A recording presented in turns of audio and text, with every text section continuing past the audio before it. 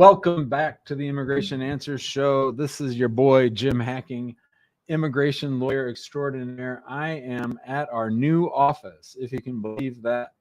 So the team moved me over here yesterday.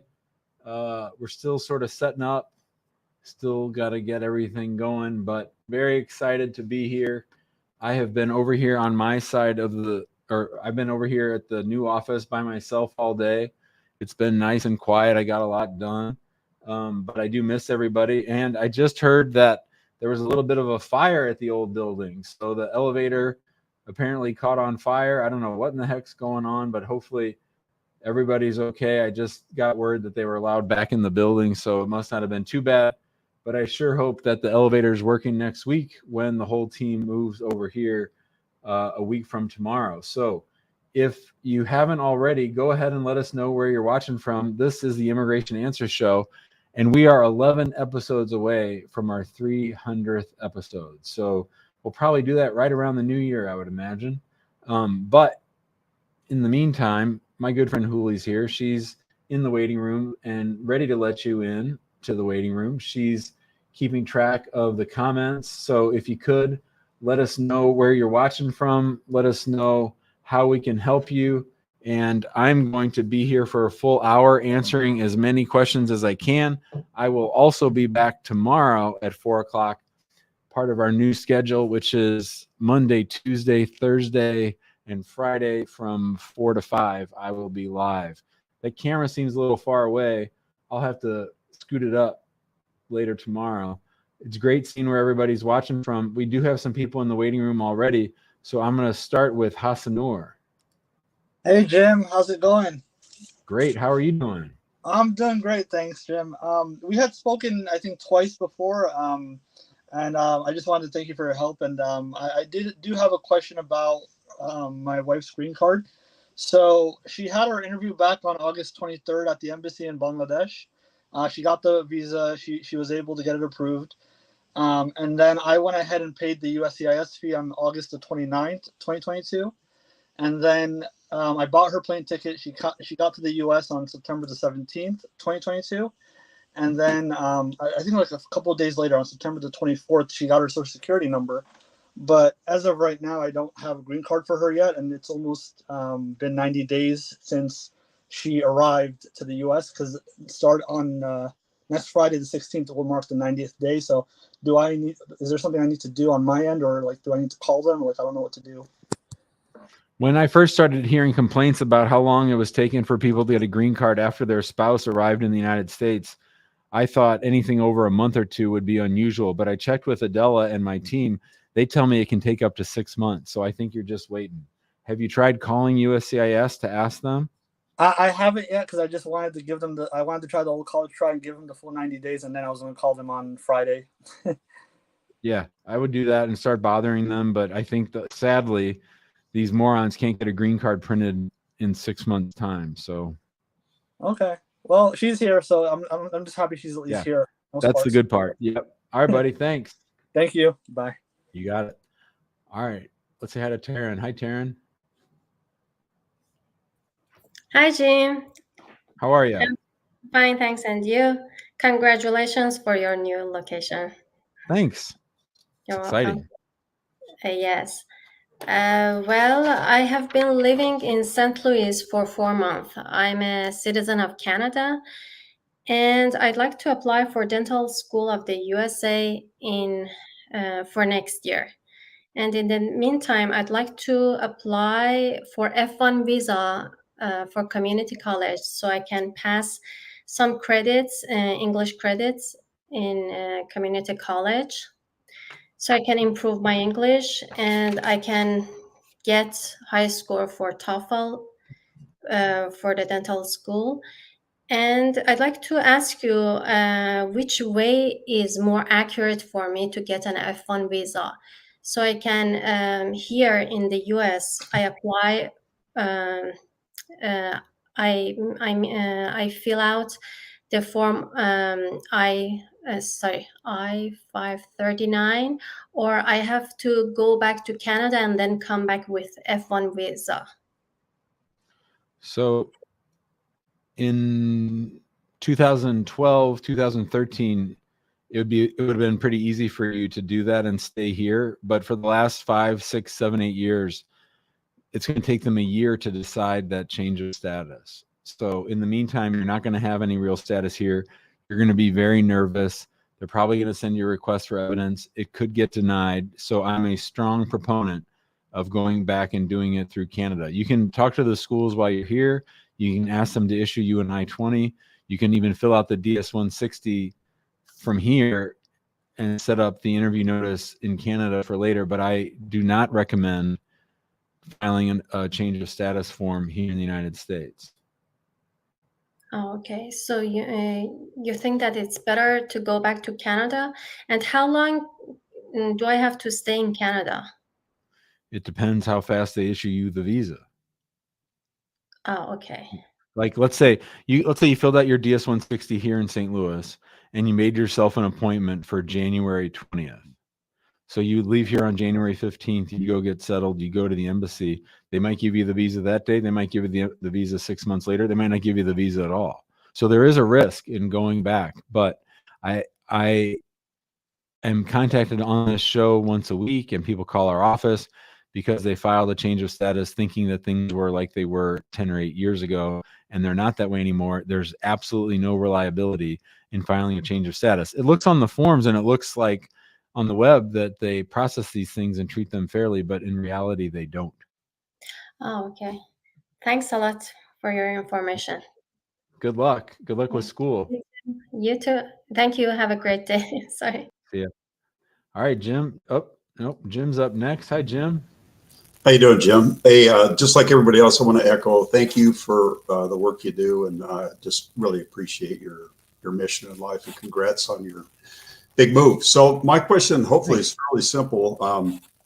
My wife and I have made it through about 90% of this process.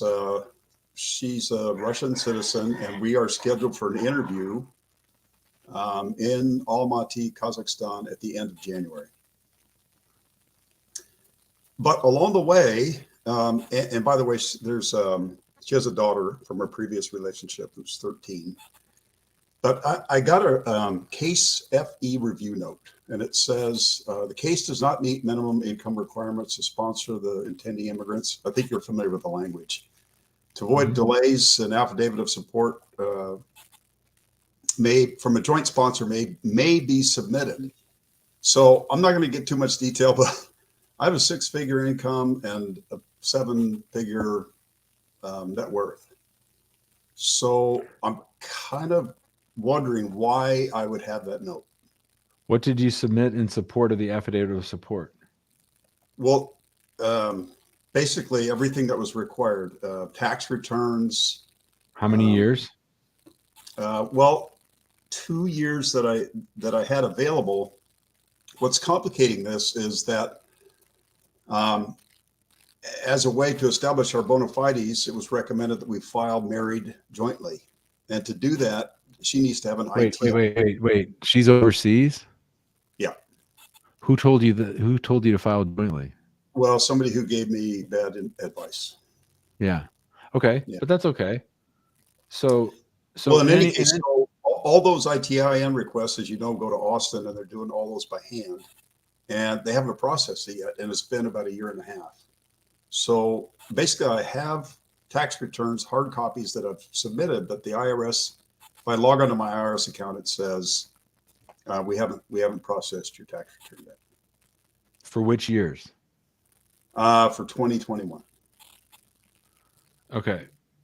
And what about 20? So do they have tax returns for 2018, 2019, and 2020? 2019 and 2020 is what they've asked for. So do they have the W-2s or the supporting documents? Well, that's the crazy thing. So this was in July that I got this case review note. I submitted all those, and if I go into my CEAC account, it says it only shows submitted. It doesn't show accepted, and that was back in July, which tells me they haven't even looked at them. But we're DQ'd and we're ready. We're scheduled for an interview. So that's what's confusing to me. Well, as I've said on videos and stuff and on this show, sometimes they'll tell you there's a problem with the affidavit of support, but they Right. won't tell you exactly what's wrong. And it's sort of like an alarm goes off and it says, hey, this isn't right, and you need to figure out why it's not right. So probably it's more than anything, it's the 2021 taxes. Can you file an amended tax return? Like talk to your accountant and file it single? I suppose I could, if you think that would expedite I mean, if this. you make six figures and you have the documentation to prove it, it seems silly that they would be asking about this. Right. What I would prefer, I'd prefer her to be able to articulate what you just said to me and to bring what they really want to the interview, which is probably the 2021 tax return, and for her to be able to explain it to the officer in a meaningful way. Right. So, and I know there's a lot of people waiting, so I'll try to keep this quick. I guess my question is, the wording in here is, I don't know if it's intentionally vague, but it says to avoid delays, an affidavit of support from a joint sponsor may be submitted. It doesn't say it must be. Well, that's because they're not your lawyer, right? They're not going to do the legal analysis for you. They're just saying that's one of your options. And for many people, Jim, that's the best option because they're screwing around trying to show they barely cleared the hurdle of making enough money. But they're not going to tell you for sure what solves your problem. It's like, we can spot the issue and we know there's just one way to clean it up, but we're not going to tell you that either way. Right. Yeah, because it goes on to say the consular officer will make a decision regarding this requirement at the time of interview. And now, that's what you don't want. You don't want them to say, "Oh, thanks, Mrs. Jim, for bringing us your stuff. We're going to look it over and we'll let you know," because then you end up in a 3-month administrative processing. Right. Okay. So if I understand this correctly, your recommend is go ahead and submit the additional affidavit of support and have that 2021 hard copy of my tax return. Well, you mean from a co-sponsor? Yes. No, I don't think you need it. I think you just need to clean up your taxes and give it to them. If she walks in and said and you the only person you declare on your taxes is you or you and her, and you make 6 figures, then if they have proof of that from 2021, that should be plenty. I get it. Okay. Okay. Well, thank you for your time. Good luck, Jim. I appreciate it. Bye, buddy. All right. Let's say hi to Daniel. What's up, Daniel? Hi, Jim. Nice to meet you. Nice to meet you. What can I help you with? Okay, so a little backstory. Problem is that when I was around 6 years old, I migrated to the U.S. I migrated illegally with my mom. Okay. And my dad was an American resident at the time, but he submitted a petition after I got here, and I think it was before the year 2000. And I'm not sure about the law, but there was a law. I think it was the 245I. Yep. And that allowed me to adjust status here in the U.S. Yep. So my father he petitioned for me, and it was taking a few years until I could get the petition approved. So in 2003 he became a citizen. So right away I got my petition approved and I became a permanent resident.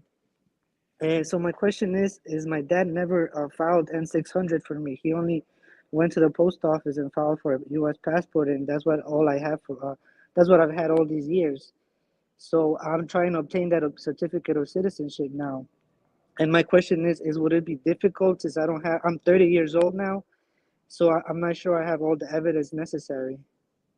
Is your dad still alive? Yes, he's alive and well. So yeah.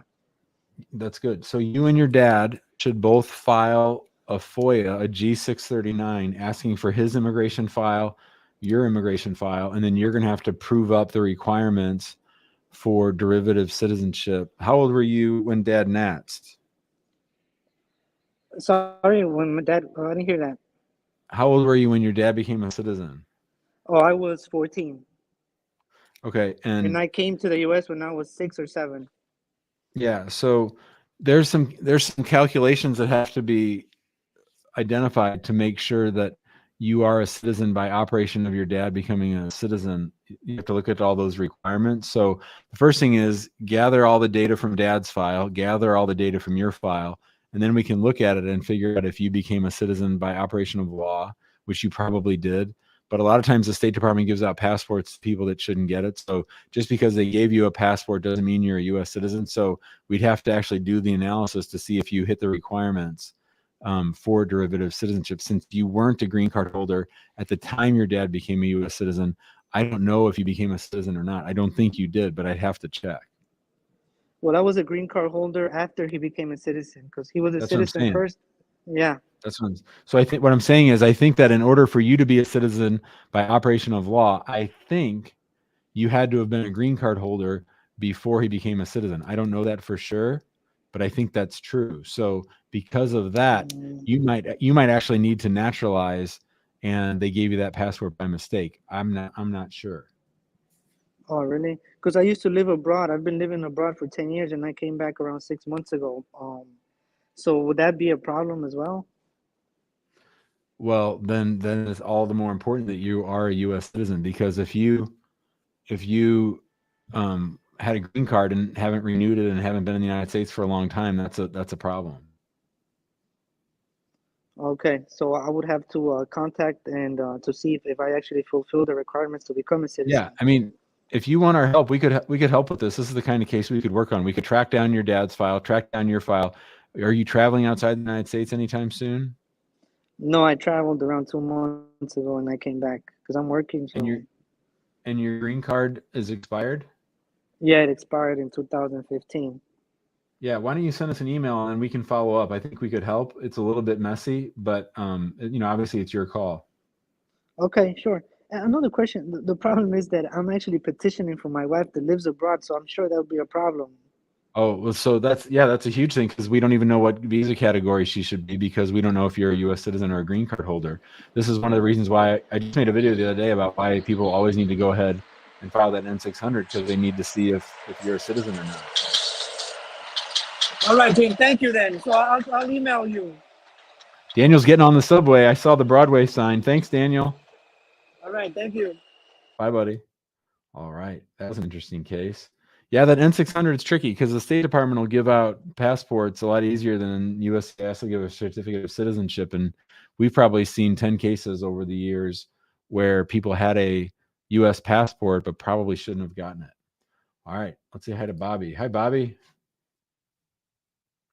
You're on mute. Bobby, you're on mute, my friend.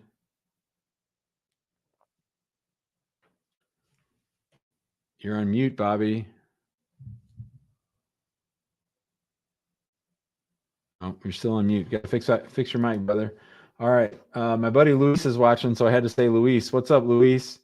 I saw the Padres signed Xavier Bogart, so your Dodgers are in trouble, I think. All right. We'll come back to Bobby in a minute. I'm sure Melvin has a report for us from Liberia. Melvin, what's the latest? Hey, Jim. How are you? You're my new special correspondent from Liberia, because you're on the radio in Liberia. You've got the government running scared in Liberia. What's going on?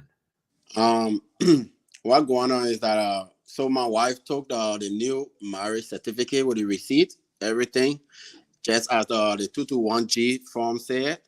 When she got to the embassy on Monday, they took all the documents from her and returned the passport back to her again. But this time around, they actually have all our documents now. But I don't know what's the meaning of that if they cannot keep the passport. Well, they did or didn't keep the passport? They didn't keep the passport, but they took the new marriage certificate, the letter from the ministry where we got the marriage done, which exempt us from whatever going on there, and the marriage certificate receipt and everything, but then they returned the passport back to her again. I mean, as you know, I've applauded all of your efforts and all the things that you've done in response. So those who don't know, Melvin's wife got to the visa interview, and when they got there, there was some problem because apparently the lady that worked at the office for registrar, the registrar in Liberia was on the take and was issuing fake marriage licenses that people didn't know. She was just pocketing the money and never actually recording them. So the U.S. government knew about this, and they put Melvin's wife on administrative processing, and Melvin swings into action. He gets the government to apologize not only to his wife in writing, but also to the U.S. Embassy. He's brought them, through no fault of his own, a big old mess. So I'm not surprised, Melvin, that they took what she had, and I'm not surprised that they didn't give her the visa. I'd give them a month or two to see how they want to sort it out, and then after that, you might want to think about suing them. But I think you got to give them a little bit of time, just because it's such an unprecedented situation, to see what they want to do. Yeah, that's exactly what. So that's what I was trying to ask.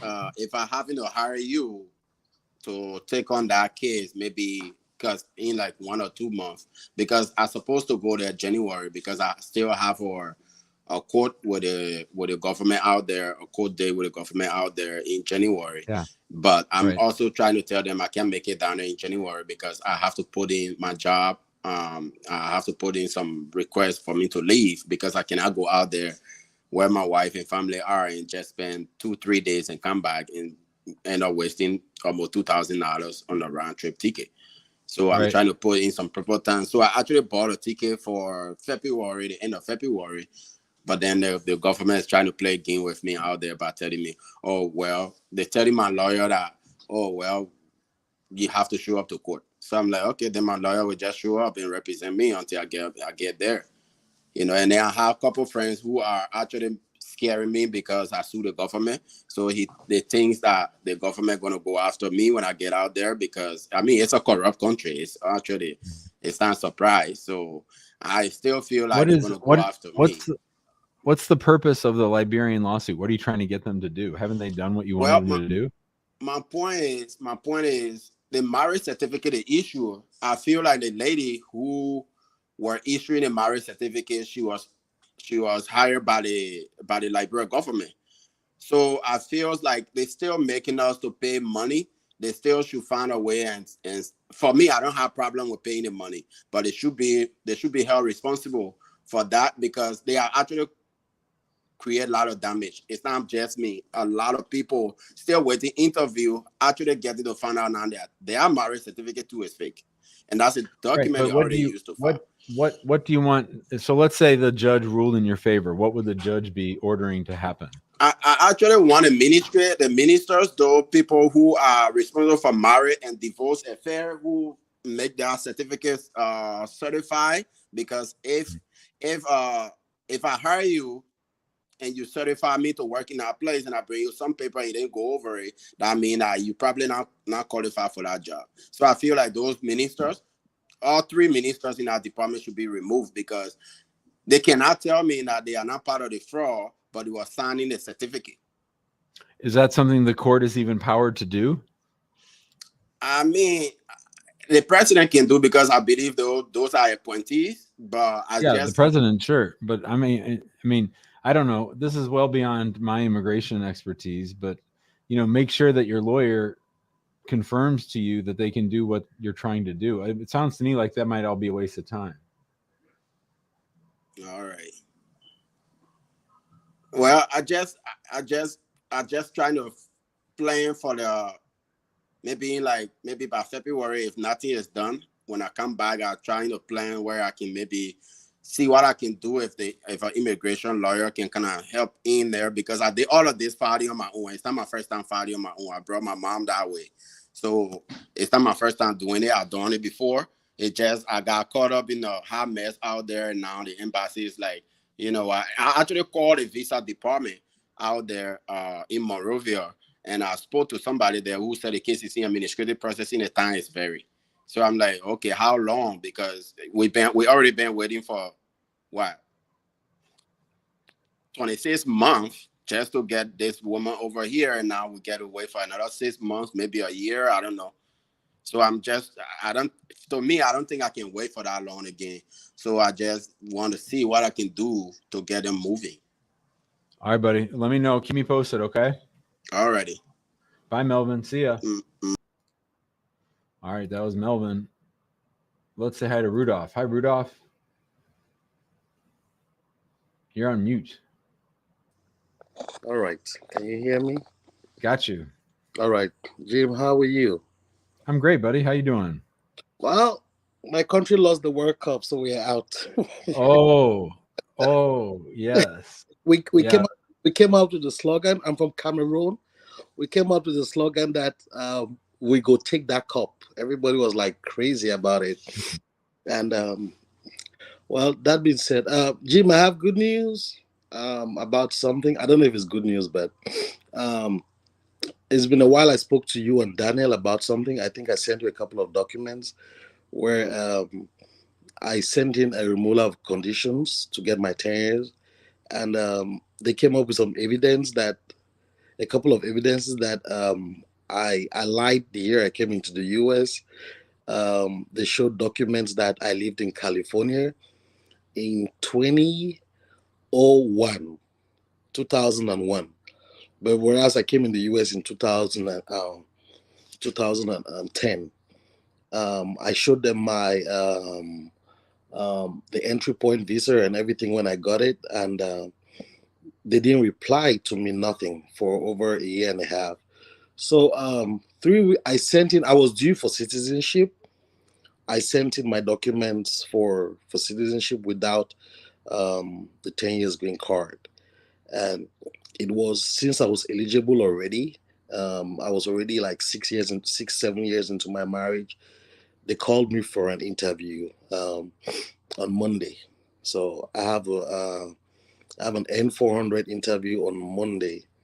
From your experience, what do you think will happen? Are they going to conduct the I-765? Is it I-7 removal of condition? 751. 751 first and do the naturalization, or they might just keep it and go directly? They can't approve the N400 without the 751. They could waive the 751 interview, but they have to actually approve it before they can approve NAT. So your spouse is going with you? In the letter they sent to me, no, she's not. They did not request. You have to bring your spouse, Okay. and you have to bring updated marital evidence. Those two things are a must.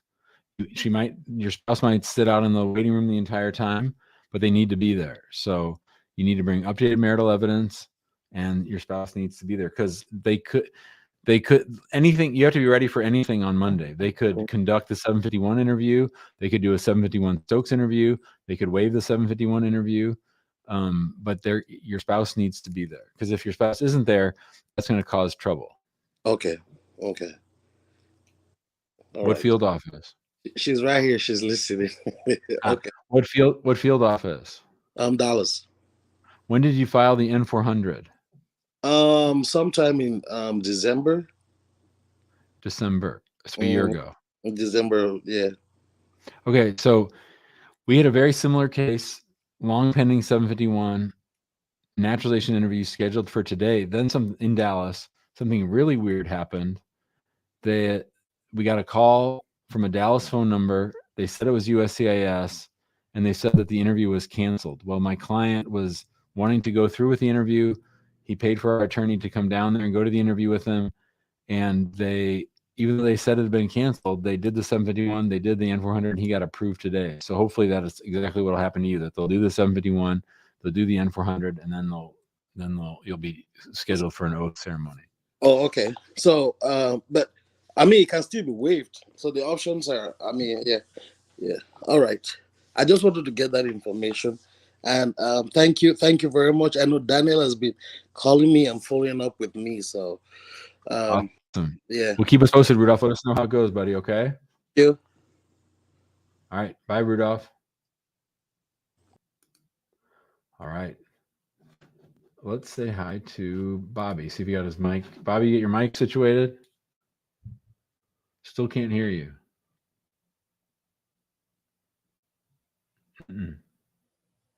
We'll come back to you, Bobby. I don't know what's going on. You might want to try a different device. Let's say hi to Ivan. Hi, Ivan. Hi, Jim. Hi, everyone. Yeah, I have some question about the EB-2. I'm from 2014. Applied for Asylum, and I was out of status for more than 180 days. And what I'm trying to do, it was 8 years, and I'm still waiting for an interview, and nobody invited me for. And I'm trying to apply for EB-2. I'm the IT engineer in Miami. and I have a case. I have everything, but I don't know if it can be approved or if it can be sent for approval. It can't be approved. I mean, the I-140 can be approved, but you can't change status because you weren't in valid status when you applied for asylum. Mm-hmm. I need to go out of states for interview, or how does it Well, work? you got to be careful. That would be troubling because you might, with the unlawful presence, you might have a 3-year bar. Mm-hmm. So right. I vote no on the EB-2. Mm-hmm. Just wait for another interview. First. Oh, you did have an interview on the asylum? I thought you didn't have an interview. No, yet. No, I was waiting for 8 years. What country are you from? From Russia. Yeah, so now would be a great time to have your interview on a Russian asylum case, especially if it's anything to do with military or anything like that. I can get you an interview on the asylum case. They're not gonna, if I sue them, they're not gonna say that old Ivan hasn't waited long enough. 8 years is bullshit. So I can get you the interview. The question is whether your case needs to be updated and strengthened and built up because a lot has happened in the last 8 years. And so what I would do if I were you is I'd forget the EB-2. I would focus on getting my case ready for an interview, then suing them to get the interview, then going to the interview and getting the case approved. That's where my mind would be. Mm-hmm. Can I mail it to you? And if you can help me with the case, because yeah, my lawyer is gone. I mean, and I have everything. My lawyer who was applied for asylum, he gone. I can call them and he's not answering my calls and everything. Yeah, we can help. Do you have a copy of what you filed? Yes. Yeah, I mean, send it over. Send it over. On my case, and I have a case with me right now.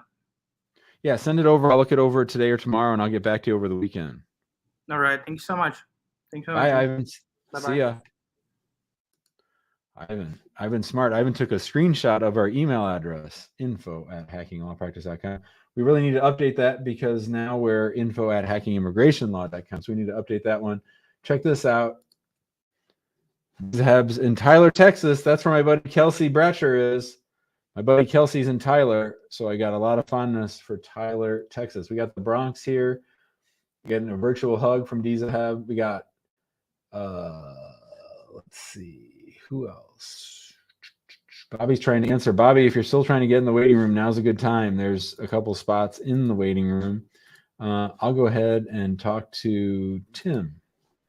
Hello, Tim. Hello. Hi. I got a question for you. I filed for a fiance visa with my fiance, obviously, but she's here in America right now on a visitor visa. And all right. She's with me here. Hello. And we tried calling the USCIS, but to see if we can get married since she's on the visitor visa and what the process. When did she enter? August 25. August 25th. And she's here till February 14th. Yes. So which embassy would her visa be for the fiance case? I believe it's California. No. Where does she live? What country is she from? Indonesia. Oh, I'm sorry, Indonesia. Jakarta. Okay, great. And has the I-129F been approved? Not yet. Yeah, so we're gonna. My vote is forget all that. Forget the fiance visa. Get married. File an I-130. File an I-45. A marriage case. A green card case. Get her a work card and a travel document, and have her stay here. Because if you're not even out of USCIS, you're still 1.5 years or 2 years before she can stay or come back with a green card. So I would just get married, file the I-130, and then withdraw the I-129F. So let me make sure I understand this correctly. Just go get married? Yep. Anywhere. Like we can go to Justice of the Peace and get married. But doesn't she need as long as you get a marriage license? Doesn't she need a social security number? To get married? No. Oh, okay. So how would she go about getting a social security number then? That's later. So here's what's going to happen. You're going to get married. Okay. And then you're going to hire my law firm, because these are my favorite kind of cases. I love these cases. I love to help people that are on these delayed fiance cases. But even if you don't hire us, this is what you're going to do. You're going to get married. You're going to get your marriage license. Then you're going to file an I-130 petition. My name is Tim. I'm married. I'm a U.S. citizen. This is my wife. I want to sponsor her for a green card. And then there's an I-130A, which is the form. Then there's the form that she's going to, it's all about her background information. Then she's also going to file for a green card saying, I'm married to a U.S. citizen. I want to stay in the United States and adjust my status from B1, B2 visitor to green card holder. And then she's also going to apply. She's going to apply for a temporary work card, a temporary travel document. You're going to send all that stuff in. She's going to stay past February 14th. She's going to get fingerprinted. They're going to do a background check. Then the case is going to wait for a while. Then hopefully she'll get a work card and a travel card in the mail. And then eventually you're going to get called in to your local field office for an interview. You're going to have to prove up the marriage. You're going to have to prove that she's a good person, prove that she's entitled to a green card and to adjust her status. And then you're going to go to the interview. We'll prepare you, or you'll prepare on your own. You'll go to the interview. You'll talk to the officer. They'll say, this marriage looks real to me. This lady seems like a nice lady. We're going to give her a green card. And then once she gets her green card, then 2 years later, she'll apply for removal of conditions. And then a year after that, she can apply for citizenship. We're going to do it all here. We're done with that old application, and we're done with the embassy, because otherwise she's going to go back home now and not come back for a year and a half. Okay. There's one hiccup here that her brother's getting married in April next year. So she wanted to go home for the wedding. So if we get married here, then she can't go back home for the wedding, correct? Unless through a miracle her travel document comes before then. I doubt that would, but yeah. So that's a trade-off you might need to make, or see if he can push back his wedding a little bit. She might get the travel document before then, but most likely not. Well, with her visa, she'd only have to stay in her country for 6 months and then come back. Could we get married here, let her go back, and then her come back and then file all those papers? So first of all, it's a miracle she has this visit visa. It's a miracle. I don't know how she got it. It's a miracle that they let her into the United States. Okay. So and that was without being married to a U.S. citizen. But if Customs finds out, if she leaves, like you said, and comes back, and Customs finds out she's married to a U.S. citizen, they might not let her in. They might say she's abusing the visit visa, and she's really just trying to beat the rush, and not wait for her fiance case. And now she's married. It just could become a big mess. So from a purely immigration standpoint, that's a dumb move. I understand her brother's her brother, and I get that. But if I'm her, I'd say, brother, I love you, but I love Tim more. I'm going to hang out here for a while. I'm going to take care of my stuff. And then Tim and I will come visit you, and we'll have a little party for you back in Indonesia once I have my green card. Okay. That's what I would do. All right. Well, that's kind of what I was telling her, but I don't think she wanted to hear me when I said you'd have to miss your brother's wedding, but I get it. Now she heard it from me. Yeah. No. All right. Right. Okay. So I'm going to just quick recap. Best thing to do is just get married, get the marriage license, file it through the normal procedures. And then what was the form again that we had to? I-130. I-130. There's 6 forms you need to submit. Okay. What is it? What? I have a whole video on it. You can look it up, but it's I-130, I-130, I-130A, I-485, I-765, I-131, and I-864. Okay. All right. Well, that's good news, I guess. Thank you so much for taking my call. I very much appreciate it. You got it, Tim. See you, buddy. Thank you. Thank you. Have a good Bye, day. guys. All right. Let's say hi to Nosy. Hi, Nosy. Hello, Jim. How are you? I'm fine. How are you? Great. Hey, honestly, I wish I had seen your show very early. It's a good That's show. okay. Thank you. That's Yes. okay. I filed an I-539 last year in October. Was called for biometrics in November. Okay, then they asked for the other things, I think this year, and it was late after a year had elapsed, and it was approved on November 3. But Okay. I-94 expired. Yes, because I thought that once they approve, then they'll make the I-94 at par. But then Yep. it's expired. Yes. Yep. Big old So, mess. So what's the question? what do I do? Because I can't travel. So when did you enter the United States? Last year, July 21. And you tried to change from a B1, B2 to an F1? No, I never tried that.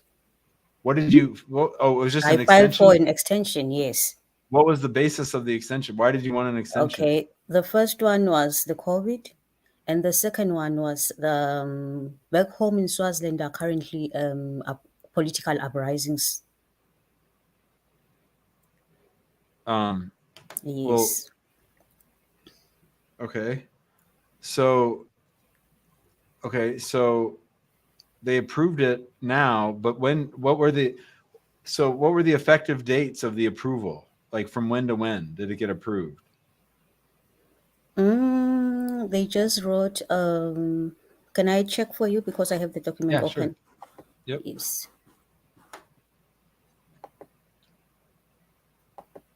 Oh, In the upper right-hand corner, it should say the dates. okay. Oh, I wonder how it went away. I thought I'd opened it. While Nosi's looking that up, make sure to follow us on TikTok.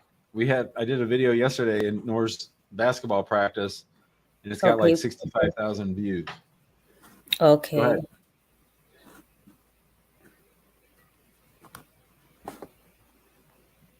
Sorry for the delay, but I'm almost done. You're fine. Sorry, I don't know how it closed when I got into the stream. I've opened everything. That's okay. Okay.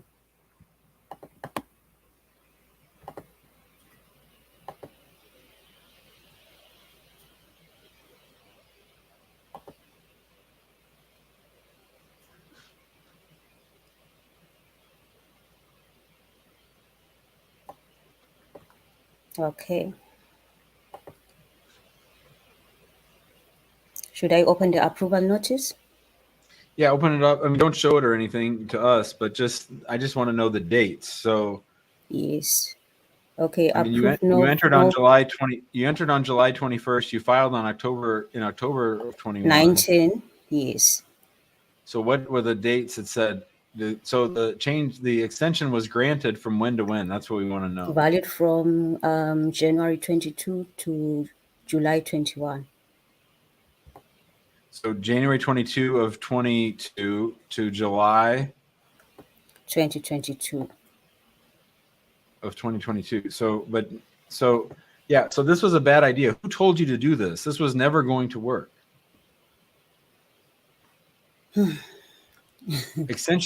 For everybody listening, extension of status isn't a thing anymore in the United States. You can't do it. You can't change your status. You can't extend your status in the United States. It doesn't work that way anymore. And the reason for that is because it takes a year for them to adjudicate it. And by the time they decide, the time that you asked for has already gone by. So it's just setting yourself up for a messy immigration situation like Nosi has. So my answer is you need to either leave the United States as soon as possible, or you need to find some other way to stay. You said there was political unrest in your country. Maybe you could file an asylum claim. It's probably late because you're supposed to file within a year of arrival. If you married a U.S. citizen and it was a real marriage, not just for immigration, that would clean things up. Otherwise, I think you probably need to start thinking about leaving the United States, which if you had asked me, if you had called me up in October of last year and said, Jim, I'm thinking about filing this I-539, I would have said, don't do it, just like I did earlier when I was talking to one of the people that called in earlier. Extensions of status, changes of status within the United States is no longer a thing. Until USCIS gets their act together and starts processing the cases fast, which this is on the very bottom of the list of priorities of a very, very backlogged agency, do not file these. It's just setting yourself up for a messy immigration status and unlikely future visa that you're ever going to get. Okay, thank you. Thank you. Good luck. That's too bad. All right, let's say hi to Mark. Hi, Mark. Hi, how are you? Thank you for taking Great. my How are call. you? I'm doing Sure. great. I have a question. My brother-in-law recently came. He's 15 years old, and we applied for N600. My father-in-law, who applied for him, he became U.S. citizen back in March. So I was just curious. Wait. Hold on. Okay. What's father-in-law's first name? His name is Alamgir Sharkar. Okay, Alamgir. He is been here in the U.S. for over 6 years, and he's a U.S. citizen, and his son is and here. then what's the son's name? His name is Sanyad. Salyet. Okay. So when did Salyet enter the United States? He entered in March. And when did Dad Nats? He became U.S. citizen in March, same month. Before or after son arrived? Before. Okay. What's the question? The question is, since we applied for N600 for him to become a citizen, so we wanted to find out what would be the, does he, and I guess my question is, does he has to be here because he's planning to go back home, my father-in-law? Well, so the application hasn't been approved yet. So application yeah, it's still pending. Well, I mean, yes. there won't be an interview. An N600 is just a legal question, and that is the son a citizen by operation of law? Why are you convinced that he's a citizen? Like, it's your burden to prove that he's a citizen. How did you go about trying to prove the burden? Well, I was in the impression that since he's underage. Yeah, but who told you that? Where'd you get that impression? Because I'm an immigration lawyer, and I don't know for sure that he's a citizen. I don't know that off the top of my head. You can't just file things because you're under an assumption. You need to look at the rules and see if he's in fact a citizen. People file these applications, they don't really know what they're talking about. Automatic acquisition of citizenship through naturalization of child.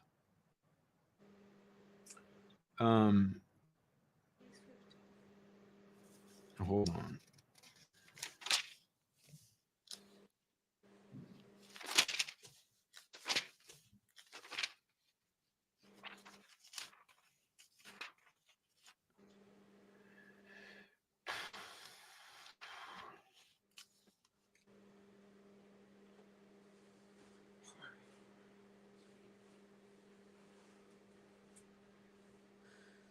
How old was the son when he came through? How old was the son when he arrived? 15. Okay, so two things have to happen. One is the parent has to be a citizen by birth or naturalization, so we got that.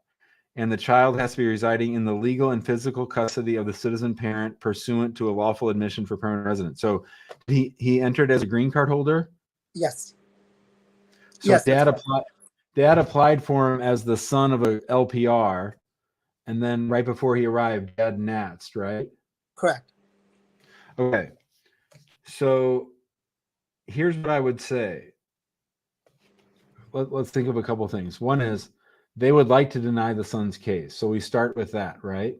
Not that they want to approve it, but they want to screw the son, right? Sure. That's our philosophy. So to me, if Dad's out of the country while the N600, here, but he's planning to go. He's not. He didn't live here. Yeah. Let's say he left tomorrow. Okay. And then they say, "Hey, they say send us evidence that Sonny Boy is living in the physical custody of the citizen parent." And so my worry is that they could send requests for evidence on the N-600. Dad's out of the country, and then they say, ha, ha, ha, he's not under the physical custody of his dad, so therefore he's not a citizen. That's what I'm worried about. Oh, okay. Makes sense? So Now, how I think long that's will I think Ja- I think that's a small chance of happening. Sure. But you know, you only get one shot at an N-600. If the N-600 gets denied, then you have to do a motion to reopen. It's a big pain in the butt. So if dad can wait to hang out for, when did you file the N-600? In September. Hmm. And then we did So he did the fingerprint as well last month. What city does he live in, the son? Jessup, Maryland. So Baltimore field office? Yes.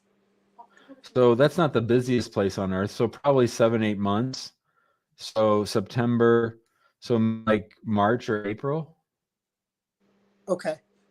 But since we did the fingerprint, it's still going to take up to roughly March or April. I would think, maybe faster. But again, N-600s are low on their list. Okay. All right. But thank you so much. This helps Hi, out. Mark. See you, buddy. Yep. Take See care. ya.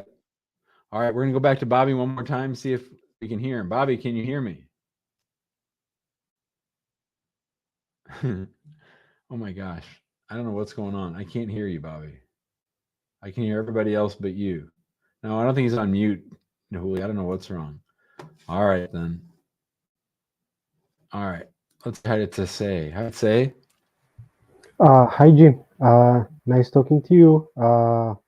I have a short question so that I will give space to others. Okay. Yeah.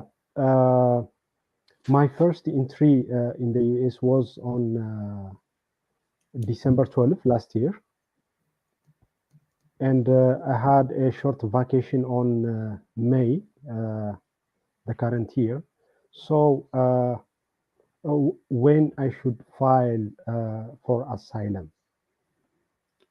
Okay. So, oh, okay. Holy cow. Okay. So, what country are you from? From Eritrea. And you entered on a B1, B2? On F1 visa. F1. Okay. And did you go to school? Are you still in school? Still maintaining your F1 status? Yes. Okay. And when you say you went on vacation in May, what does that mean? Like you went to Canada or something? No, to UAE. I just visit my wife. For how long? 3 weeks. Okay. So your last entry was in May of 2022. Yes, correct. So so today's December 8th. Mm-hmm. If I were in charge of the world, you would file your asylum case in the next 4 days. Right? Like, I don't want you waiting. I think that leaving and coming back does reset the clock. I think also that you're on an F1 makes it a little bit less important that you file it in the next 4 days. But if you had called me a week ago, I would have worked a whole lot harder to get it on file. I don't know if it's actually physically possible to do it in 3 days. I don't think that's the number one thing you should be thinking about. But if I were in charge of things and I could make that happen, I would make that happen, right? So I think you've got a lot of protections for not filing 1 year after your first arrival, because the rule is 1 year after your most recent arrival. So in theory, you have until May of 2023. And in fact, as long as you maintain your F1, an asylum officer could say that your clock starts a year after you graduate, right? I don't like relying on that, which is why I don't like asking favors from USCIS, which is why I don't like waiting until May of 23, and why I would like to file it before May or December 12th, 2022. But I think that ship has probably sailed unless you already have an application ready and are just going to hit send, right? If that's not the case, then I think you've already missed that boat. So I would say get it on file before May 23rd. Okay. Thank you so much. Can I contact you on email? Yeah, sure. Email us. We'd be happy to help you with the asylum case. We've had a couple of cases from Eritrea for sure. All right. Okay. Thanks so much. Thank Okay, you. see ya. Have a good night. You too. All right, all right. Let's say hi to Amr. Hi, Amr. Hello, how are you? Good. How are you doing? I'm fine. Okay, I know I don't have a lot of time, but in a fast, just a minute. Okay, so I entered on a B1 status. I hold an MD degree, and I applied for change of status. I filed the form I-539 in my 5th month. But and my I-94 is expiring soon. So after filing that, I realized that this could take, as you said, like maybe 1 year. So yeah, you said as I heard from you. So do you think should I leave before my I-94 expires? It's expiring like in 2 days, but do you have a multiple entry B1 I heard visa? that Do you have a once multiple you file entry? I-539, then it's like something. Is your Yes. B1 multiple entry or one entry? Yes, but as I told you, I already filed the I-539. No, but is your B1, is it a multiple multiple entry or is it a single entry visa? The visa is it's multiple entry. Okay. And what did you tell the visa officer was the reason for your visit to the United States?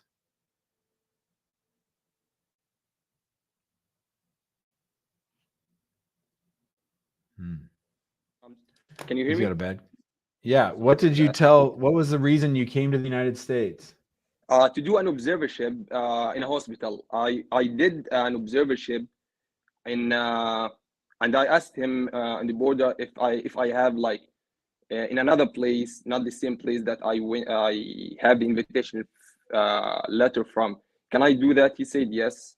So I did the observership in another clinic, but I still did it. I did not violate my status. I followed all the rules, but instead of staying only 1 month, I stayed the 5 months and then filed the I-539. What passport do you have? Jordan. And when you came, you said you came the border. Did you come from Canada or did you come from somewhere else? No, I came directly. I went transit in Saudi Arabia and then directly to the US. Okay. In answer to your question, I don't think your I-539 is going to be decided anytime soon. I think you're screwing up your immigration status by staying here. I think you should leave as soon as possible. And if you want an F1, then go to the embassy and apply for it. Even if I already applied for the I-539? Yes. I mean, and because my I-94 is expiring in 2 days. I understand that. So you think I should leave before Here's what I think. I-94 You decide on whether or not to leave. Here's what I think. They're not going to rule on your I-539 for a year. So what are you going to do for the next year sitting here? Yes, you're right. I mean, yeah. This is our. So the world. Go ahead. During this duration until I get a response from the USCIS, out of status, or I can still maintain like I can still do my observership or gaining like doing the same thing that I used to do during my first 2 months. Well, when are you going to leave? I mean, I want to do just 1 year as an F1. You want to do 1 year as an F1 and then what? H1B? I'm not sure. No, for now, I'm not sure. But I heard something about that. But I heard it's hard for the to change of status twice, right? So I think you're being way too casual about your immigration status. You don't have a real plan. You haven't thought this out. You don't know how things work in America. You need to educate yourself on how foreign doctors get to come to the United States because you're not doing it the right way. Yes, you're right. Okay, so just one more last question. If it got denied, all this duration is I will be unlawful presence, or it counts from the day of the decision? That's a gray area. I've seen it go both ways.